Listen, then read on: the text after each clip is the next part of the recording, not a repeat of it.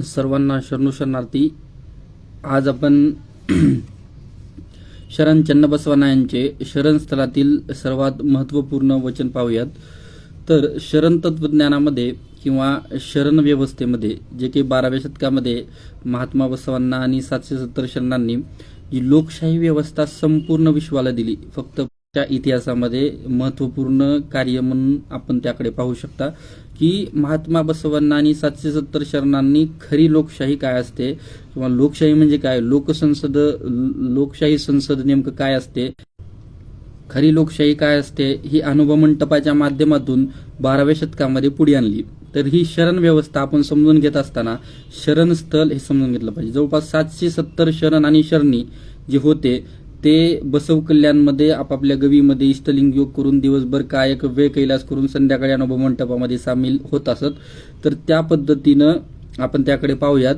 लोकशाही दिल्यामुळे हे शरण तत्वज्ञान आपण जगलं पाहिजे.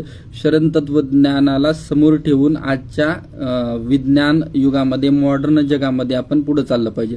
तरच आपण म्हणजे मानवी जीवनामध्ये जगत कल्याण, लोककल्याण, लोकशाही याला धरून काम करू शकू.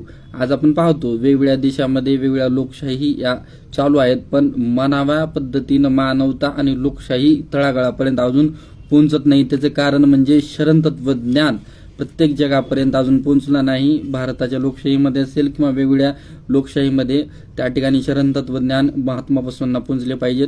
महात्मा बसवांना किंवा शरण हे एका जाती, धर्म, वर्ग, पंथ पुरते मर्यादित नसून सबंध विश्वाचे हे महात्मा बसवांना आहेत. त्यांच्याकडे एका धर्माच्या, जातीच्या किंवा एका व्यक्तिमत्वाच्या भूमिकेतून जर पाहिलं तर आपल्याला ते कळणार नाहीत. त्यामुळं अखंड मानवतेमध्ये त्या ठिकाणी महात्मा बसवांनाला, अखंड लोकशाहीमध्ये महात्मा बसवांनांचं खूप महत्त्वाचं स्थान आहे. तर त्यांचेच भाचे शरण चन्नबसवण्णा यांचं वचन आता आपण पाहूयात. अंगावर लिंग सन्निहित होता, अन्य शब्द न ऐके शरण. सर्वात महत्त्वपूर्ण स्थळ जे आहे शरण तत्वज्ञानामध्ये तर शरण आणि ऐक्य स्थळ आहे. सर्वात उच्च पदवी म्हणा किंवा सर्वात उच्च स्थळ जे आहे तर ते शरण आहे. तर शरण कसा असतो त्या संबंधित माहिती दिलेली आहे. अंगावर लिंग संहित होता, अन्य शब्द न ऐके शरण. अंगावर लिंग सन्निहित होता, अन्य न स्पर्श शरण. अंगावर लिंग सन्निहित होता, अन्य न पाही शरण. अंगावर लिंग धारण होता, आहार व्यवहार न पाही शरण. अंगावर लिंग धारण होता, अन्य न घाले शरण. अंगावर लिंग सन्निहित होता, निरर्थक शब्द न बोले शरण. अंगावर लिंग सन्निहित होता, कुडल चंद संज्ञाविना अन्य न जाणे शरण. तर शरण स्थळी खूप महत्वाचं आहे. तर वेगवेगळ्या निरर्थक गोष्टीमध्ये लक्ष न घालता त्या ठिकाणी चांगलं बोलणे असेल त्या ठिकाणी, त्यानंतर अंगावर लिंग धारण केल्यानंतर अन्य चुकीचे शब्द नाही की अन्य गोष्टी न स्पर्शे, असे विविध उदाहरणाच्या माध्यमातून शरणस्थळाची माहिती या ठिकाणी शरण चन्नबसवण्णांनी दिलेली आहे. तर शरण चन्नबसवण्णा यांचे ज्यावेळेस आपण वचन पाहतो, वचन हे जगातलं प्रगल्भ ज्ञान असलेलं साहित्य आहे. त्या साहित्यामध्ये वेगवेगळ्या शरणांचे वेगवेगळे अनुभव आपण पाहतो. तर वचनाच्या माध्यमातूनच ही शरण संस्कृती, ही लिंगायत संस्कृती उलगडली जाते. म्हणून प्रत्येक लिंगायत व्यक्तीच्या घरामध्ये असो किंवा वेगवेगळ्या जाती, धर्म, वर्गापंथातील व्यक्तीच्या घरामध्ये वचन साहित्य ठेवून त्या ठिकाणी वाचन, चिंतन होण्याची गरज या ठिकाणी आपल्याला दिसून येते. हवे असे म्हणत नाही शरण, नको असे म्हणत नाही शरण, आलेले सुख नाकारत नाही शरण. या कारणे कुडल चिन्ह संगम देवा, तुमचे शरण जेवून उपवाशी भोगून ब्रह्मचारी. तर अशा पद्धतीचं हे वचन आहे. म्हणजे साक्षीभाव या ठिकाणी सांगितलेलं आहे. आजच्या काळामध्ये आपण त्याला साक्षीभाव म्हणतो. वेगवेगळे जे काही तत्ववेत्ते आहेत स्पिरिच्युअलिटी संबंधित ते त्याला साक्षीभाव म्हणतात. तर ते 12व्या शतकामध्ये शरणांनी सांगितलेलं आहे. शरण चन्नबसवण्णांनी हवे असे म्हणत नाही, मला हे पाहिजेच असं म्हणत नाही, नको असे सुद्धा म्हणत नाही, आलेले सुख सुद्धा शरण हा नाकारत नसतो. कारण कुडल चिन्ह संगम देवा, तुमचे शरण हे जेवून उपवाशी आहेत आणि भोगून ब्रह्मचारी आहेत. म्हणजे एखाद्या गोष्टीमध्ये पूर्ण मिक्स पण होत नाहीत आणि पूर्ण दूर पण राहत नाहीत. तर साक्षी भावाने, कॉन्शियसनेसने त्या ठिकाणी पाहतात. अशा पद्धतीची शरणस्थळ आहे. त्यानंतर ऐक्यस्थळाचं एक वचन पाहूया शरण चन्नबसवण्णांचं. स्थिर असूनही बद्ध नव्हे, फिरूनही सुतकी नव्हे, कुठलेही संग नसलेला निजैक्य, हवे नको असे न म्हणता नाशून उरे, जो कर्पूर गेलेला अग्नी स्पर्शिल्या सम, कुडल चिन्ह संग या ठाई लिंगैक्य होय. ध न दिल्यास दानी झाला, त न दिल्यास वीर झाला, म न दिल्यास इंद्रिय संयमी झाला. या त्रिविधाच्या बाहेर देणे जाणल्यास कुडल चिन्ह या संग या ठाई लिंगैक्य. लिंगैक्य स्थळ म्हणजे ऐक्यस्थळाबद्दल या ठिकाणी सांगितलेलं आहे. स्थिर असूनही बद्ध नाही, फिरून सुद्धा सुतकी नाही. कुठलेही संग नसलेला निजेक्यत्व आहे. सगळ्यासोबत राहून सुद्धा स्वतःच्या प्राणलिंगाशी एकरूप झालेला.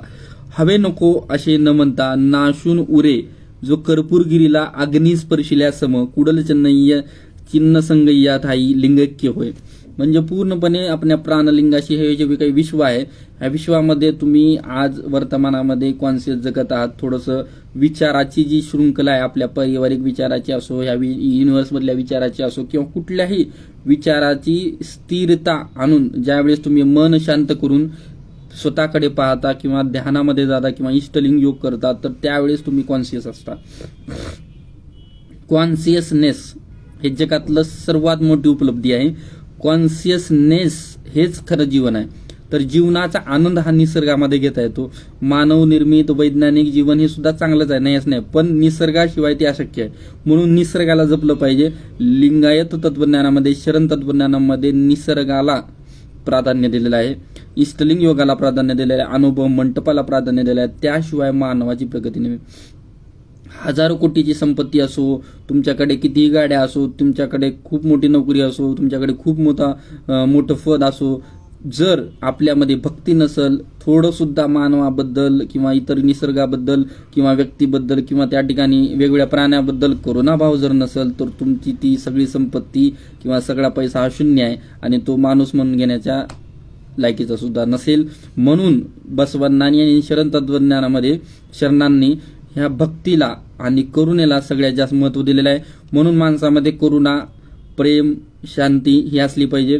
आपल्या भारत देशामध्ये मानवतेच्या इतिहासामध्ये आपले वेगवेगळे महामानव संत महात्मे होऊन गेलेत. जसे की आपले भगवान महावीर असतील, बुद्ध असतील, चारवाक असतील, महात्मा बसवण्णा असतील, त्यानंतर संत नामदेव महाराज असतील, संत तुकाराम महाराज असतील, त्यानंतर वेगवेगळे महापुरुष महात्मा फुले, शाहू महाराज, डॉक्टर बाबासाहेब आंबेडकर, असे वेगवेगळे सगळे महापुरुष संत महात्म्यांनी आपल्याला मानवतेसाठी, लोकशाहीसाठी तत्वज्ञान दिलेलं आहे.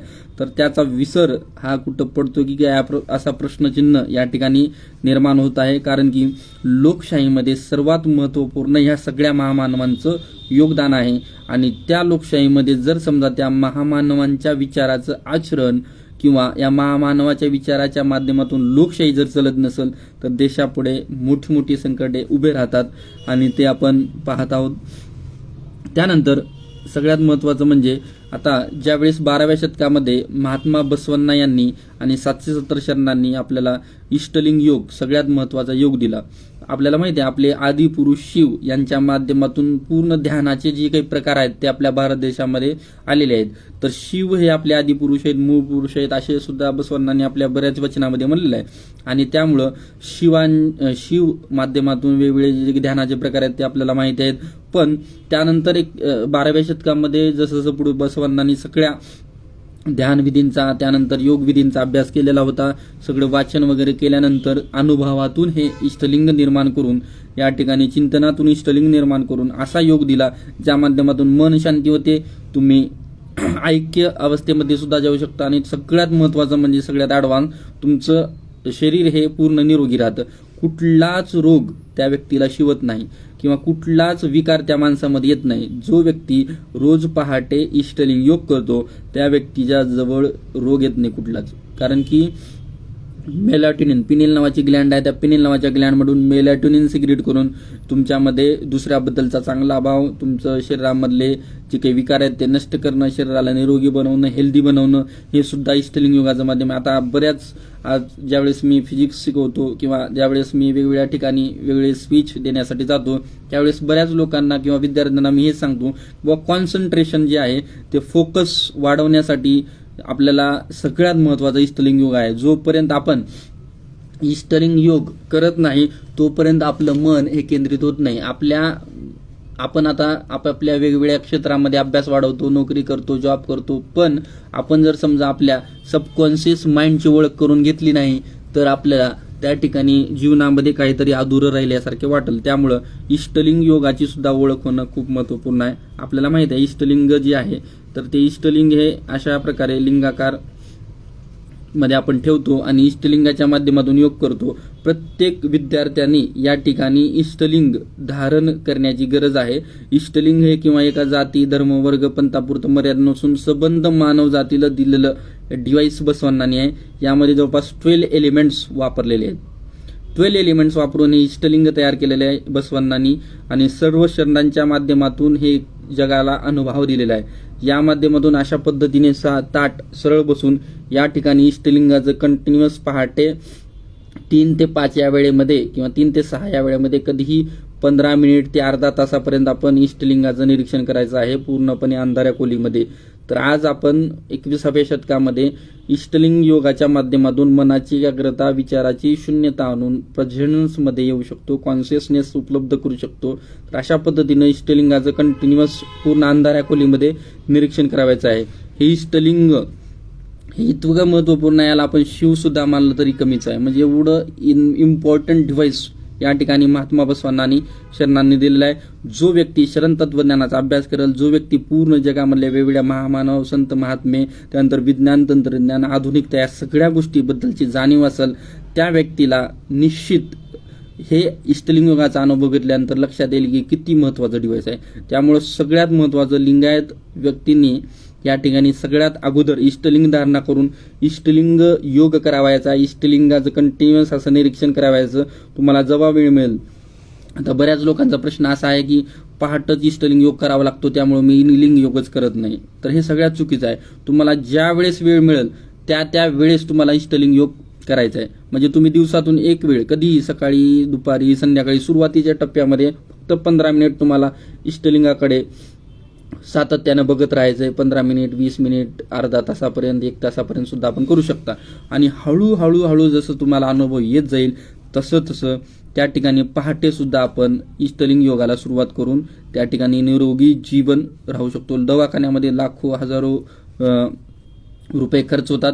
आजच्या काळामध्ये सर्वात महत्त्वाचं हे जे डिव्हाइस आहे त्यामध्ये एकाग्रता, विद्यार्थ्यांची एकाग्रता, ब्रेन पॉवर, सबकॉन्शियस पॉवर वाढवण्यासाठी विद्यार्थ्यांसाठी हे खूप महत्त्वाचं आहे. आणि दुसरं म्हणजे ज्यांच्या घरामध्ये रोग आला आहे, रोगराई आलेली आहे, त्यांच्यामध्ये पूर्णपणे निरोगी जीवन करण्यास सगळ्या गोळ्या, विश्वासानं सांगतो, सगळ्या गोळ्या कुठल्याही रोगाच्या कमी करण्याची शक्ती या इष्टलिंग योगामध्ये आहे. जो व्यक्ती पहाटे 3 ते 5 या वेळेमध्ये कधी अर्धा तास इष्टलिंग योग करतो त्याची गोळी सुद्धा राहत नाही कुठली. सर्दी, खोकला, ताप हे जर कधीच होत नाही. फक्त तो रेग्युलर इष्टलिंग योग करणारा व्यक्ती असावा. तर हे अनुभव सुद्धा आपल्याला येणाऱ्या काळामध्ये ज्यावेळेस तुम्ही अनुभव मंडपामध्ये येतात, महात्मा बसवांच्या बसव कल्याण मासिक अनुभव मंडप किंवा मंगळवेढा मासिक अनुभव मंडपमध्ये येताल तर आपल्याला त्या वेगवेगळ्या शरणांची सुद्धा भेट आपण घालून घेऊ ज्यांची शुगर, BP, विविध रोग कमी झालेले आहेत.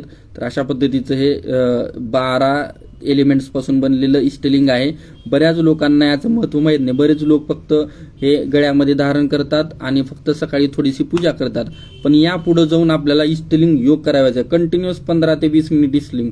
करोडो रुपये जरी कमवले तरी आपलं आरोग्य आपलं सुरक्षित ठेवण्यासाठी आपल्याला योग करावं लागेल, ध्यान करावं लागेल. कंटिन्युअस आपण जर समजा पैशाच्या मागे लागत गेलो तर एक दिवस असा येतो की आपल्याजवळ सुद्धा कोण राहत नाही. त्याच्यामुळं सगळ्यात महत्त्वाचं आहे की आपण आपले शरण संस्कृती जपून त्या ठिकाणी आपलं घर हे शरण तत्वानं परिपूर्ण बनवलं पाहिजे, पूर्ण लिंगायतमय बनवलं पाहिजे. आता जुन्या काळामध्ये 50 ते 100 वर्ष अगोदर बऱ्याच जुन्या लोकांना आपल्या माहीत होतं की बाबा कशा पद्धतीने इष्टलिंग आहे, कसा आहे लिंगायत धर्म, कसा आहे अनुभव मंडप. पण नंतरच्या 50 वर्षाच्या कार्यकाळामध्ये ही माहिती पूर्णपणे माहीत नसल्यामुळं त्या ठिकाणी आज सुद्धा आपण बघतो 10 कोटी लिंगायत धर्मियांची संख्या आहे पूर्ण देशामध्ये, वेगवेगळ्या 7 राज्यामध्ये, महाराष्ट्र, कर्नाटक, आंध्र प्रदेश, तेलंगणा, तमिळनाडू, गोवा, केरळ. तर या वेगवेगळ्या 7 राज्यामध्ये 10 कोटी लिंगायत धर्मियांची संख्या आहे. पण यामध्ये 10 जरी शरण निर्माण झाले तर पूर्ण भारत बदलण्याची क्षमता या शरण तत्वज्ञानामध्ये आहे. म्हणून त्या ठिकाणी आपण 21व्या शतकामध्ये विज्ञान तंत्रज्ञानासोबत जगत, मॉडर्न जीवन जगत, एज्युकेशन घेत, आधुनिकता हे आपल्या जीवनामध्ये आणत त्या ठिकाणी शरण विज्ञानाला जोपासायचं आहे. ते खरं परिपूर्ण जीवन असेल. हे माझ्या अनुभवानं किंवा माझ्या या सगळ्या आजपर्यंतच्या अभ्यासाच्या अंती मी इथंपर्यंत या ठिकाणी आलेलो आहे. कारण की बऱ्याच जणाला असं वाटण्याची शक्यता आहे की मी लिंगायत घरात जन्मल्यामुळे हे इष्टलिंगाचं सांगतो. तसं नाही. तर मी सगळ्यात पहिल्यांदा फुले शाहू आंबेडकर त्या ठिकाणी वेगवेगळे महापुरुष वाचले. त्यानंतर ओशो रजनीश महेश झाले, त्यांना पूर्ण आयुष्य त्यांचं ऐकलं मी जवळपास. त्याच्यानंतर सगळ्या शेवटी मला बसवांना कळलेले आहेत. आणि मग मला कळालं की बाबा बसवांना हे फक्त एका जाती धर्मवर्गापुरते मर्यादित नसून सबंध मानव कल्याणासाठी आणि लोकशाहीसाठी त्यांनी हे पूर्ण तत्वज्ञान दिलंय. त्याचाच एक भाग आहे इष्टलिंग योग आहे, जे की स्वतःमधलं पूर्ण सबकॉन्शियस ब्रेन ऍक्टिव्ह करणं, त्यानंतर आपलं आरोग्य पूर्णपणे तंदुरुस्त ठेवणं, आपलं शरीर हे पूर्णपणे तंदुरुस्त ठेवणं, आणि अनुभव मंटपाच्या माध्यमातून लोकशाही, त्यानंतर वचन साहित्य, वेगवेगळ्या सामाजिक प्रश्नांना सोडवण्याचं ते अनुभव मंटप माध्यम आहे. आणि कायक वे कैलास आणि दासोह हे तत्व पूर्ण आपल्या दिवसभराचं, जे की समाजामध्ये समानता प्रस्थापित करण्यासाठी महत्वाचं आहे, कायक वे कैलास आणि दासोह.